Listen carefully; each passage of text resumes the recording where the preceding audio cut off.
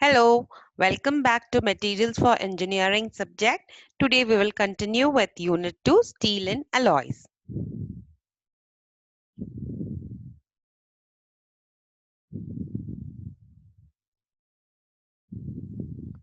In today's class, we will be discussing about spring steel, composition of spring steel, application of spring steel.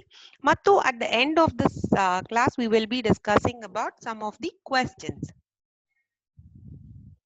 ಇವತ್ತಿನ class ಅಲ್ಲಿ ನಾವು certain keywords ಬಗ್ಗೆ discuss ಮಾಡ್ತೀವಿ. What are those keywords ಅಂತ ಅಂದ್ರೆ it is about automotive.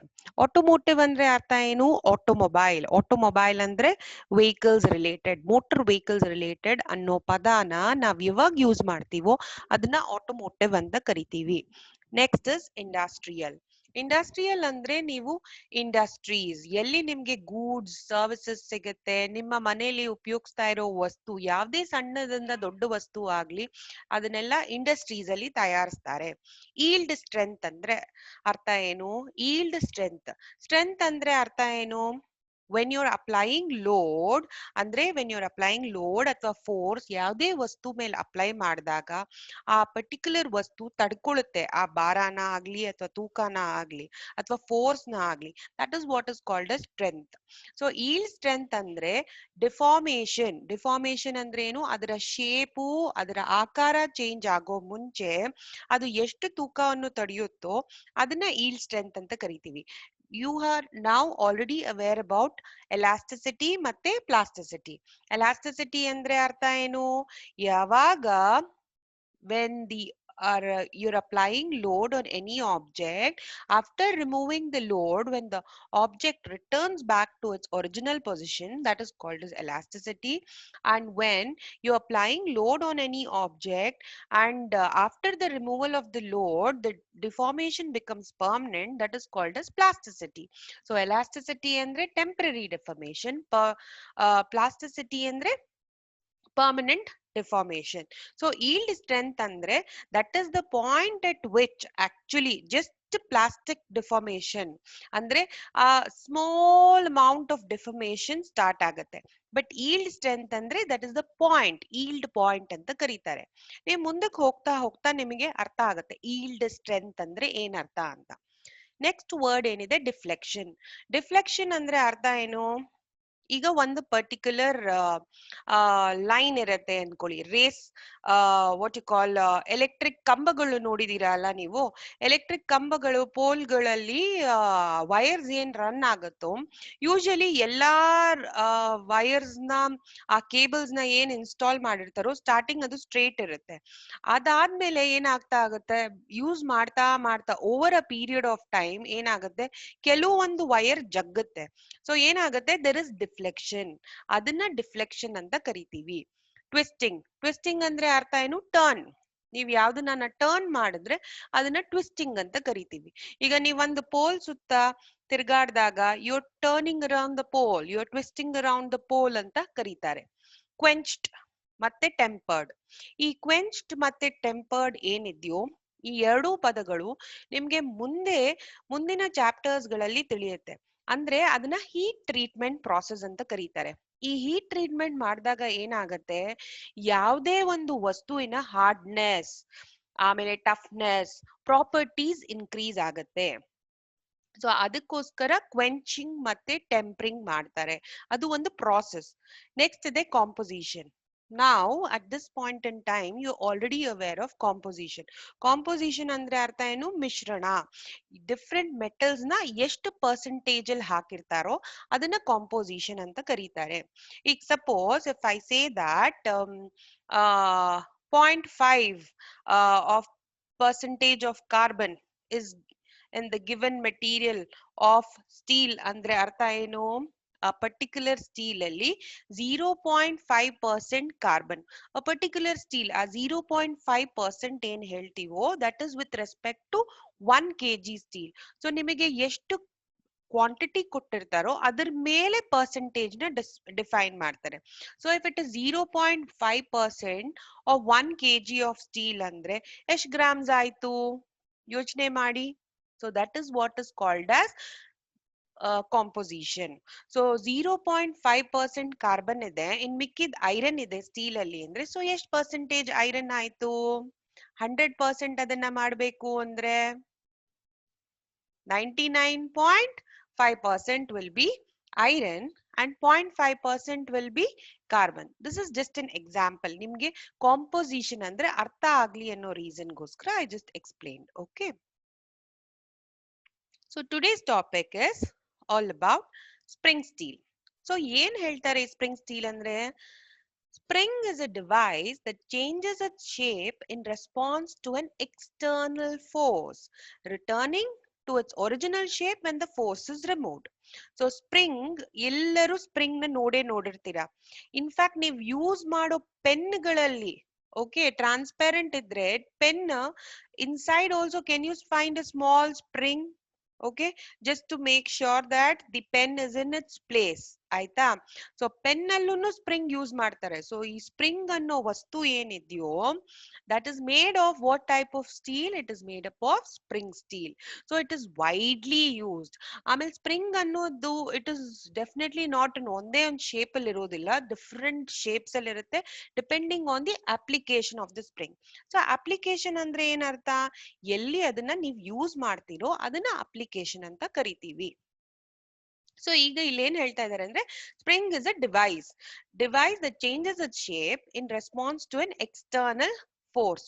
So ನೀವು external force apply ಮಾಡಿದಾಗ ಅಂದ್ರೆ external force, suppose the force is a pull force, ನೀವು ಅದನ್ನ ಎಳೆದಾಗ ಅದನ್ನ ಪುಲ್ಲಿಂಗ್ ಅಂತ ಕರಿತೀವಲ್ವಾ, ಆ ಪುಲ್ ಫೋರ್ಸ್ ನ ಏನಂತ ಕರಿತೀವಿ? It is nothing but tension.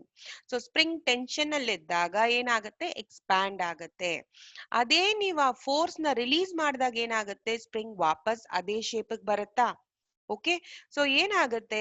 Expand ಆದಾಗ ಎಲಾಸ್ಟಿಕ್ ನೇಚರ್ ಇರುತ್ತೆ, ತಿರ್ಗಾ ನೀವು ಫೋರ್ಸ್ ರಿಲೀಸ್ ಮಾಡಿದಾಗ ಅದು ವಾಪಸ್ ಅದೇ ಶೇಪ್ ಬರುತ್ತೆ. ಆ ವಾಪಸ್ ಬರೋ ಅದೇ ಶೇಪ್ ನೇನೆ ನಾವು ಈಲ್ಡ್ ಸ್ಟ್ರೆಂತ್ ಅಂತ ಕರಿತೀವಿ of a spring. Okay, so returning to its original shape and the force is removed ಅಂತ ಹೇಳ್ತೀವಿ. ಸೊ ಇದು ಟೆಂಪರರಿ ಡೆಫಾರ್ಮೇಶನ್ ಅಥವಾ ಪರ್ಮನೆಂಟ್ ಡೆಫಾರ್ಮೇಶನ್? ಡಿಫಾರ್ಮೇಶನ್ ಅಂದ್ರೆ ಐ ವಿಲ್ ರಿಪೀಟ್ ಅಗೇನ್, ಯಾವುದೇ ಒಂದು ವಸ್ತುವಿನ ಶೇಪ್ ಚೇಂಜ್ ಆಗೋದನ್ನ ಡಿಫಾರ್ಮೇಶನ್ ಅಂತ ಕರಿತೀವಿ. ಸೊ ಸ್ಪ್ರಿಂಗ್ ಇದು ಟೆಂಪರರಿ ಅಂತ ಏನಕ್ಕೆ ಕರಿತೀವಿ? ಬಿಕಾಸ್ ಇಲ್ಲೇ ಕ್ಲಿಯರ್ ಆಗಿ ಹೇಳಿದ್ದಾರೆ that the spring will return back to its original shape when the force is removed. ನಿಮ್ಗೆ ಇಲ್ಲಿ ನಾವು ಹೋಗ್ತಾ ಹೋಗ್ತಾ ಫೋರ್ಸ್ ಅಂತ ಪದ ಯೂಸ್ ಮಾಡ್ತೀವಿ, ಲೋಡ್ ಅಂತ ಯೂಸ್ ಮಾಡ್ತೀವಿ. ಸೊ ಇದು ಎರಡು ಪದಗಳ ಅರ್ಥ same. We will continue.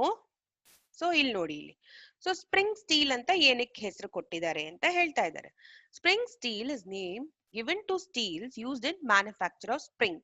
So spring ಏನ್ ಮ್ಯಾನುಫ್ಯಾಕ್ಚರ್ ಮಾಡ್ತಾರೋ ಸ್ಟೀಲ್ ಯೂಸ್ ಮಾಡ್ಕೊಂಡು, ಆ ಸ್ಟೀಲ್ ನ ಏನಂತ ಕರಿತೀವಿ? ಸ್ಪ್ರಿಂಗ್ ಸ್ಟೀಲ್ ಅಂತ ಕರಿತೀವಿ. And also it is used in automotive and industrial suspension applications. So ಏನಾಗುತ್ತೆ? ಆಟೋಮೋಟಿವ್, ನಾ ಆಲ್ರೆಡಿ ಹೇಳ್ದಂಗೆ ಆಟೋಮೋಟಿವ್ ಅಂದ್ರೆ ಆಟೋಮೊಬೈಲ್ ವೆಹಿಕಲ್ಸ್ ಅಂತ ಅರ್ಥ. ಇಂಡಸ್ಟ್ರಿಯಲ್ ಸಸ್ಪೆನ್ಷನ್ ಅಂದ್ರೆ ಈಗ ನೀವು ಸಪೋಸ್ ಎಲ್ಲೆ ಒಂದು ಸ್ಮಾಲ್ ಕ್ರೇನ್ JCBs ನೋಡಿರ್ತೀರಾ, ಅದೇನಾಗತ್ತೆ? ಮೂವ್ಮೆಂಟ್ ಇರತ್ತಾ, ಅಪ್ ಅಂಡ್ ಡೌನ್ ಓಡಾಡುತ್ತಾ, ಅಥವಾ forget about everything, your simple bicycles, ನಿಮ್ಮ ಟೂ ವೀಲರ್ಸ್, ಅದರಲ್ಲಿ ಶಾಕ್ ಅಬ್ಸಾರ್ಬರ್ಸ್ ಇರುತ್ತಾ ಹಿಂದೆಗಡೆ? ಆ ಶಾಕ್ ಅಬ್ಸಾರ್ಬರ್ಸ್ ಯಾವ ಡಿಸೈನ್ ಅಲ್ಲಿ ಇರುತ್ತೆ? ಅದು ಸ್ಪ್ರಿಂಗ್ ಡಿಸೈನ್ ಅಲ್ಲೇ ಇರುತ್ತೆ, isn't it? ಸೊ ಅದಕ್ಕೆ ಇಂಡಸ್ಟ್ರಿಯಲ್. ಸೊ ಇದೇ ತರ ಇಂಡಸ್ಟ್ರೀಸ್ ಅಲ್ಲೂ ಲೋಡ್ ಅಪ್ಲೈ ಮಾಡ್ತೀರಾ, ಲೋಡ್ ಅಪ್ಲೈ ಮಾಡಿದಾಗ ಅದು ಕೆಲಸ ಮಾಡುತ್ತೆ, ಕೆಲಸ ಮಾಡಿದ್ಮೇಲೆ ಏನಾಗುತ್ತೆ? ರಿಲೀಸ್ ಆಗ್ಬೇಕು ಅಂದ್ರೆ ತಿರ್ಗಾ ಅದು ವಾಪಸ್ ಅದೇ ಶೇಪ್ ಅದೇ ಪೊಸಿಷನ್ ಬರಬೇಕು, isn't it? ಅದಕ್ಕೆ ಅದನ್ನ ಇಂಡಸ್ಟ್ರಿಯಲ್ ಸಸ್ಪೆನ್ಷನ್ ಅಪ್ಲಿಕೇಶನ್ ಅಂತ ಕರೀತಾರೆ. ನೆಕ್ಸ್ಟ್, ಇದನ್ನ ಸ್ಪ್ರಿಂಗ್ ಸ್ಟೀಲ್ ಅಂತ ಹೇಳ್ತೀವಿ. ಸೊ ಸ್ಪ್ರಿಂಗ್ ಮ್ಯಾನುಫ್ಯಾಕ್ಚರ್ ಯೂಸ್ ಮಾಡೋ ಸ್ಟೀಲ್ ನ ಸ್ಪ್ರಿಂಗ್ ಸ್ಟೀಲ್. ನಾವು ಈ ಸ್ಟೀಲ್ ಯಾವ steel? We are now already aware of different types of steel. So ಅದರಲ್ಲಿ ದಿ ಸ್ಟೀಲ್ಸ್ ಆ low alloy manganese, medium carbon steel or high carbon steel with a very high yield strength. So ide yield strength. Yield strength andre artha enu? Permanent deformation start ago munche elastic state just just cross ಆಗಿರುತ್ತಲ್ಲ ಆ point ನ yield point ಅಂತ ಕರಿತೀವಿ. Yield strength ಇದಕ್ಕೆ ಯಾಕೆ ಜಾಸ್ತಿ ಇರುತ್ತೆ? Load ಮಾಡಿದಾಗ ಏನಾಗುತ್ತೆ, ಅದು ಡಿಫಾರ್ಮ್ ಆಗುತ್ತೆ. ಲೋಡ್ ತೆಗ್ದಾಗ ರಿಲೀಸ್ ಮಾಡಿದಾಗ ಏನಾಗುತ್ತೆ, ಅದು ಒರಿಜಿನಲ್ ಶೇಪ್ ಬರುತ್ತಾ? ಸೊ ಅದನ್ನ ನಾವು ಈಲ್ಡ್ ಸ್ಟ್ರೆಂತ್ ಅಂತ ಕರಿತೀವಿ. ಸೊ ಯಾವ ಟೈಪ್ ಆಫ್ ಸ್ಟೀಲ್ ಯೂಸ್ ಮಾಡ್ತಾರೆ ಅಂದ್ರೆ low alloy manganese, medium carbon steel or high carbon steel. This spring steel allows object to return to their original shape after deflection or twisting. So deflection ಅಂದ್ರೆ ಏನು, ಆ original position ಏನಿತ್ತು ಆ position ಇಂದ ಅದು change ಆಗುತ್ತಲ್ಲ ಅದನ್ನ deflection ಅಂತ ಕರಿತೀವಿ. ಟ್ವಿಸ್ಟಿಂಗ್ ಅಂದ್ರೆ ಟರ್ನಿಂಗ್. ಈಗ ಈ ಸಣ್ಣ ಮಕ್ಳು ಟಾಯ್ಸ್ ಎಲ್ಲ ಯೂಸ್ ಮಾಡ್ತಾರೆ ಅಲ್ವಾ, ಆ ಟಾಯ್ಸ್ ಅಲ್ಲಿನೂ ಸ್ಪ್ರಿಂಗ್ ಇರುತ್ತೆ, isn't it? ಸೊ ಆ ಟರ್ನ್ ಆಗುತ್ತೆ, ರೊಟೇಟ್ ಆಗುತ್ತೆ ಅಲ್ವಾ, ಆ ರೊಟೇಟ್ ಆಗಿ ಅದು ವಾಪಸ್ ರೊಟೇಷನ್ ಮೋಷನ್ ಆದ್ಮೇಲೆ ಆ ವಾಪಸ್ ಆ ಟಾಯ್ ಏನೇ ಇದೆಯೋ ತಿರ್ಗಾ ವಾಪಸ್ ಅದೇ ಒರಿಜಿನಲ್ ಪೊಸಿಷನ್ ಬರುತ್ತಲ್ಲ, ಆ ರೊಟೇಷನ್ ಅಥವಾ ಟರ್ನಿಂಗ್ ನ ಏನಂತ ಕರಿತೀವಿ, ಟ್ವಿಸ್ಟಿಂಗ್. ಸೊ ಈ ಪದಗಳನ್ನ ನೀವು ಜ್ಞಾಪಕ ಇಟ್ಕೋಬೇಕು, ಅರ್ಥ ಮಾಡ್ಕೊಳ್ಳಿ. ಡಿಫ್ಲೆಕ್ಷನ್, ಟ್ವಿಸ್ಟಿಂಗ್, ಇದೇ ತರ ನಾವು technical terms we will be using. Next, composition of spring steel. So composition ಅಂದ್ರೆ ಅರ್ಥ ಏನು, ಮಿಶ್ರಣ. ಅದರಲ್ಲಿ ಯಾವ್ದ್ಯಾವ್ದು ಎಲಿಮೆಂಟ್ಸ್ ನ, ಮೆಟಲ್ಸ್ ನ ಎಷ್ಟು ಕಾಂಪೋಸಿಷನ್ ಅಲ್ಲಿ ಹಾಕಿರ್ತಾರೆ, ಎಷ್ಟು ಪರ್ಸೆಂಟೇಜ್ ಅಲ್ಲಿ ಹಾಕಿರ್ತಾರೆ ಅಂತ ನೋಡೋಣ. So first type of spring steel is carbon manganese spring steel ಅಂತ ಕರೀತಾರೆ ಅದನ್ನ. ಸೊ ಈ ಸ್ಟೀಲ್ ಅಲ್ಲಿ ಕಾರ್ಬನ್ ಎಷ್ಟಿರುತ್ತೆ ಅಂದ್ರೆ 0.45 to 0.6 ಇರುತ್ತೆ. ಸಿಲಿಕಾನ್, SI ಅಂದ್ರೆ ಸಿಲಿಕಾನ್, 0.1 to 0.35% ಇರುತ್ತೆ. ಮ್ಯಾಂಗನೀಸ್ ಅಂದ್ರೆ MN ಎಷ್ಟಿರುತ್ತೆ ಅಂದ್ರೆ 0.5 to 1% ಮ್ಯಾಂಗನೀಸ್ ಇರುತ್ತೆ. Okay, so this is the composition of ಯಾವ type of steel, carbon manganese spring steel. These steels are quenched and tempered up to 350 BHN. So as I already told you, quenching ಮತ್ತೆ tempering ಅಥವಾ quenched and tempered ಅಂದ್ರೆ these are both heat treatment process. ಈ process ನ ಏನಕ್ಕೆ ಮಾಡ್ತಾರೆ ಅಂದ್ರೆ ಈ steel ಮತ್ತೆ ಐರನ್ ಏನಿರುತ್ತೋ ಅದರ ಹಾರ್ಡ್ನೆಸ್ ಇನ್ಕ್ರೀಸ್ ಮಾಡಕ್ಕೆ. What do you mean by hardness? Hardness, it means it is a mechanical property which indicates that it has some resistance to scratch. Scratch ಅಂದ್ರೆ ಅರ್ಥ ಏನು, ನೀವ್ ಯಾವ್ದೇ ಸಣ್ಣ ವಸ್ತುನ ಯೂಸ್ ಮಾಡ್ಬೇಕಾದ್ರೆ ಮೆಟಲ್ ಫ್ರಿಕ್ಷನ್ ಆದಾಗ ಅದು ಸ್ಕ್ರಾಚ್ ಆಗ್ತಾ ಇದ್ರೆ it will lose its shine also, ಅದ್ರ ಸ್ಟ್ರೆಂತ್ ಲೂಸ್ ಆಗ್ತಾ ಹೋಗುತ್ತೆ. ಸೊ ಆ ಪ್ರಾಪರ್ಟಿನ ಏನಂತ ಕರಿತೀವಿ, hardness. It is the resistance to scratch, ಅಷ್ಟ್ ನೀವ್ ಜ್ಞಾಪಕ ಇಟ್ಕೊಳ್ಳಿ. ಆಮೇಲೆ it is quenched and tempered up to 350 BHN ಅಂತಾರೆ. ಸೊ ಈ BHN ಅಂದ್ರೆ ಏನರ್ಥ ಅಂದ್ರೆ, ಬರ್ಕೊಳ್ಳಿ ನೀವೆಲ್ಲ ನಾ ಮಕ್ಕಳ, ಬ್ರಿನ್ನಲ್ ಹಾರ್ಡ್ನೆಸ್ ನಂಬರ್. ಸೊ ಈ ಹಾರ್ಡ್ನೆಸ್, ಈ ಯಾವುದೇ ವಸ್ತು ಆಗ್ಲಿ ಅದು ಎಷ್ಟು ಹಾರ್ಡ್ ಆಗಿದೆ ಅನ್ನೋದು ಟೆಸ್ಟ್ ಮಾಡೋದಕ್ಕೆ ಒಂದು ಎಕ್ಸ್ಪೆರಿಮೆಂಟ್ ಇದೆ, ಅದನ್ನ ಬ್ರಿನ್ನಲ್ ಹಾರ್ಡ್ನೆಸ್ ಟೆಸ್ಟ್ ಅಂತ ಕರಿತೀವಿ. ಆ ಬ್ರಿನ್ನಲ್ ಹಾರ್ಡ್ನೆಸ್ ಟೆಸ್ಟ್ ಮಾಡ್ಬಿಟ್ಟು we will be getting this number 350. ಅದರದ್ದೇ ಆದ ಕ್ಯಾಲ್ಕುಲೇಷನ್ಸ್ ಇರುತ್ತೆ. ಆ ಕ್ಯಾಲ್ಕುಲೇಷನ್ಸ್ ಮಾಡಿ ಪರ್ಟಿಕ್ಯುಲರ್ ವಸ್ತುವಿನ ಹಾರ್ಡ್ನೆಸ್ ನಂಬರ್ ಫೈಂಡ್ ಔಟ್ ಮಾಡ್ತೀವಿ. ನಿಮ್ಗೆ ಈ ನಂಬರ್ ಜ್ಞಾಪಕ ಇಟ್ಕೊಳ್ಳಿ ಸಾಧ್ಯಕ್ಕೆ Brinell hardness tester will be taught. Next, ಈ ಕಾರ್ಬನ್ ಮ್ಯಾಂಗನೀಸ್ ಸ್ಪ್ರಿಂಗ್ ಸ್ಟೀಲ್ ಎಲ್ಲಿ ಯೂಸ್ ಮಾಡ್ತಾರೆ ಅಂದ್ರೆ these are use for laminated springs for railway and general purpose ಅಂತ ಹೇಳ್ತಾರೆ. ಸೊ ರೈಲ್ವೇಸು ಮತ್ತೆ ಇನ್ನು ಕೆಲವೊಂದು ಜನರಲ್ ಪರ್ಪಸಸ್ ಅಲ್ಲಿ ಆ ಸ್ಪ್ರಿಂಗ್ ಸ್ಟೀಲ್ ಏನ್ ನೋಡ್ತಿರೋ ಅದು carbon manganese spring steel. So how does A laminated springs for railway look is, it is like this. So ನೀವ್ ಲೋಕೋಮೋಟಿವ್ಸ್ ಏನಿದೆಯೋ ಟ್ರೈನ್ ಅಲ್ಲಿ ನೀವ್ ಈ ತರ ಸ್ಪ್ರಿಂಗ್ಸ್ ನೋಡಿರ್ತೀರಾ, and it is right near the wheels. ಆಯ್ತಾ, ನೀವ್ ಒಂದ್ ಸ್ವಲ್ಪ ಬಗ್ ನೋಡಿದ್ರೆ ಈ ತರ ಸ್ಪ್ರಿಂಗ್ಸ್ ನ ಅರೇಂಜ್ ಮಾಡಿರ್ತಾರೆ. ಇದನ್ನ ಲೀಫ್ ಸ್ಪ್ರಿಂಗ್ಸ್ ಅಂತ ಕರೀತಾರೆ. So this is nothing but it is steel, and what type of steel it is made up of is, it is nothing but the carbon manganese spring steel. Okay, let's continue. The next type of steel is spring steel is hyper-eutectoid spring steel. So ಈ hyper-eutectoid spring steel ಅಲ್ಲಿ carbon 0.9 to 1.2% ಇರುತ್ತೆ. Maximum 0.3% ಹೋಗುತ್ತೆ.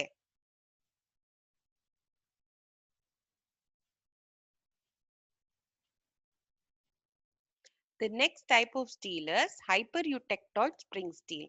So, ಈ hyper-eutectoid spring steel ಅಲ್ಲಿ carbon 0.9 to 1.2% ಇರುತ್ತೆ. Silicon maximum 0.3% ಇದೆ. And manganese 0.45 to 0.70% ಇರುತ್ತೆ. ಈ hyper-eutectoid steels ನ oil quenching and oil quenching ಮಾಡ್ಬಿಟ್ಟು ಆಮೇಲೆ ಟೆಂಪರ್ಡ್ ಅಟ್ ಲೋ ಟೆಂಪರೇಚರ್ಸ್ ಅಂತ ಕರೀತಾರೆ. As I told you already, ಈ ಕ್ವೆಂಚಿಂಗ್ ಅಂಡ್ ಟೆಂಪರಿಂಗ್ ಏನಿದೆಯೋ these both are heat treatment processes. So ಇದ್ರಲ್ಲಿ ಈ ಸ್ಟೀಲ್ ನ ಕ್ವೆಂಚಿಂಗ್ ಯಾವ್ದ್ರಲ್ಲಿ ಮಾಡ್ತಾ ಇದ್ದಾರೆ ಅಂದ್ರೆ ಆಯಿಲ್ ಯೂಸ್ ಮಾಡ್ಕೊಂಡು ಕ್ವೆಂಚ್ ಮಾಡ್ತಾ ಇದ್ದಾರೆ. ಆಯಿಲ್ ಕ್ವೆಂಚ್ ಅಂದ್ರೆ ಯಾವ್ದ್ರಲ್ಲಿ ಹೀಟ್ ಮಾಡ್ತಾ ಇದ್ದಾರೆ ಅಂದ್ರೆ ಆಯಿಲ್ ಕ್ವೆಂಚ್ ಅಲ್ಲಿ ಮಾಡ್ತಾ ಇದ್ದಾರೆ. ಅಂಡ್ ಟೆಂಪರ್ಡ್ ಅಂದ್ರೆ it is cold at low temperature ಅಂತ ಹೇಳ್ತಾರೆ. So where is this type of hyper eutectoid steels used ಅಂದ್ರೆ it is used for volute and helical springs. Let's see how does that volute and helical spring appear. So here you see the picture of volute. So ಈ ವಾಲ್ಯೂಟ್ spring ಇಲ್ಲಿ ಏನ್ ನಿಮಗೆ ಕಾಣ್ತಾ ಇದೆಯೋ ಇದನ್ನ ವಾಲ್ಯೂಟ್ spring ಅಂತ ಕರೀತಾರೆ. ಆಯ್ತಾ? ಇದು spring in seat, bottom of the spring seat, and ಇದೇನಿದೆಯೋ ದೀಸ್ ಆರ್ ದಿ ಆರ್ಮ್ಸ್. ಆಮೇಲೆ ಇದು bracket. So this is volute spring, levers and bottom seat removed and partially disassembled of a certain component. ಇದನ್ನ racket pinion arrangement ಅಂತ ಕರೀತಾರೆ, which you will get to know later. But ಈ ತರಾನು springs ಇರುತ್ತೆ. ಈ springs ನ ಏನಂತ ಕರೀತಾರೆ? Volute spring. ಈ ತರ ಸ್ಪ್ರಿಂಗ್ ನ ಮ್ಯಾನುಫ್ಯಾಕ್ಚರ್ ಮಾಡಕ್ಕೋಸ್ಕರ hyper eutectoid spring steels will be used, and this is the helical spring. Next composition is silicon manganese spring steels ಅಂತ ಕರೀತಾರೆ. ಈ ಸ್ಟೀಲ್ಸ್ ಅಲ್ಲಿ ಕಾರ್ಬನ್ 0.3 to 0.62% ಇರುತ್ತೆ. ಸಿಲಿಕಾನ್ 1.5 to 2% ಇರುತ್ತೆ. ಅಂಡ್ ಮ್ಯಾಂಗನೀಸ್ 0.6 to 1% ಇರುತ್ತೆ. ಈ ಸ್ಟೀಲ್ ನು ಹಾರ್ಡನ್ಡ್ ಮತ್ತೆ ಟೆಂಪರ್ಡ್ ಮಾಡ್ತಾರೆ. What is hardening and tempering? That is nothing but the heat treatment process. So ಇದನ್ನ ಎಲ್ಲಿ ಯೂಸ್ ಮಾಡ್ತಾರೆ ಅಂದ್ರೆ it is use for manufacturing of railway and road springs generally. So railway springs ಅಲ್ಲೂ use ಮಾಡ್ತಾರೆ, ಮತ್ತೆ road springs ಅಲ್ಲಿ ನೀವು ನಿಮ್ಮ ಕಾರ್ ಅಲ್ಲಿ ನೋಡಿದಾಗ ಈ ತರ ಕಾಯಿಲ್ ಸ್ಪ್ರಿಂಗ್ಸ್ ಇರುತ್ತೆ. ಓಕೆ, ಡ್ಯಾಂಪರ್ ಇರುತ್ತೆ. ನೀವು ಕಾರ್ ವೀಲ್ ಹತ್ರ ಬಗ್ಗಿ ನೋಡಿದಾಗ ಈ ತರ ಸ್ಪ್ರಿಂಗ್ಸ್ ಇರುತ್ತೆ. ಆ springs is made of what type of spring steel?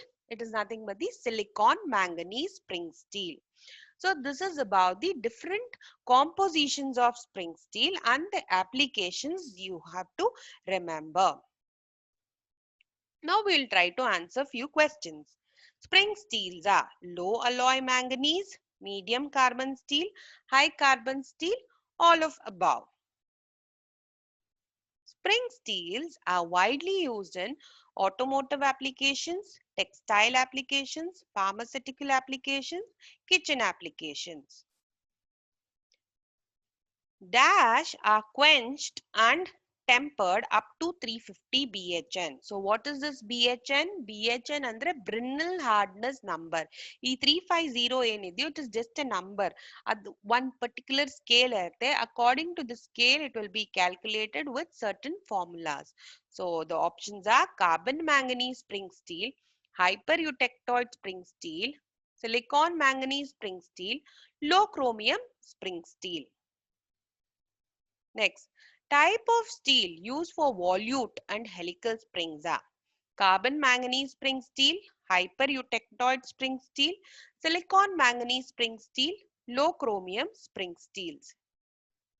Silicon manganese spring steels are quenched and tempered up to 350 BHN, quenched and tempered at high temperature, hardened and tempered, oil quenched and tempered at low temperature. Steel specifications. ಅಂದ್ರೆ ನೀವು steel ನ ಹೇಗೆ mention ಮಾಡ್ತೀರಾ? It varies from country to country. based on chemical composition of the steel, very often closely related to standards. All of the above. Steel specification or chemical composition of the steel indicates a heat treatment, mechanical properties obtainable, both A and B, or is it none of the above? Spring comprises of the following mechanical property: hardness, toughness, yield strength, all of the above. Hardness andre artha eno? It is a mechanical property which defines resistance to scratch. Toughness is what? It is a mechanical property which defines how much permanent deformation it undergoes before it breaks or before it fractures. Yield strength andre eno? It is the point at which the elasticity ends and the plasticity just starts. Why is steel used in springs? Corrosion resistance. Corrosion resistance ಅಂದ್ರೆ ಅರ್ಥ ಏನು? ತುಕ್ಕಿಡಿಯೋದಿಲ್ಲ ಅಂತ ಅರ್ಥ. Heat resistance ಅಂದ್ರೆ ಏನು? ಬಿಸಿಲಿಗೆ ಏನು temperatures vary ಆಗೋಲ್ಲ. ಟೆಂಪರೇಚರ್ ಚೇಂಜ್ ಆದ್ರೆ ಅದೇನು ಡಿಫರೆನ್ಸ್ ಆಗೋಲ್ಲ ಅಂತ ಅರ್ಥ. Less wear and tear. Less wear and tear ಅಂದ್ರೆ ಅರ್ಥ ಏನು? ಸವಿಯೋದು ಸ್ಲೋ ಆಗಿ ಸವಿಯುತ್ತೆ, ಬೇಗ ಸೌದು ಬ್ರೇಕ್ ಆಗೋದಿಲ್ಲ ಅಂತ ಅರ್ಥ. All of the above. Which is the material used in piano wire? ಎಲ್ಲರೂ ಪಿಯಾನೋ ಅನ್ನೋ ಇನ್ಸ್ಟ್ರೂಮೆಂಟ್ ನೋಡಿರ್ತೀರಲ್ಲ, ಯಾವ ಸ್ಟೀಲ್ ಯೂಸ್ ಮಾಡ್ತಾರೆ ಅದರಲ್ಲಿ? Tool steel, alloy steel, spring steel, stainless steel. So here are the answers for the multiple choice questions. Have a nice day. Go through the same. Thank you.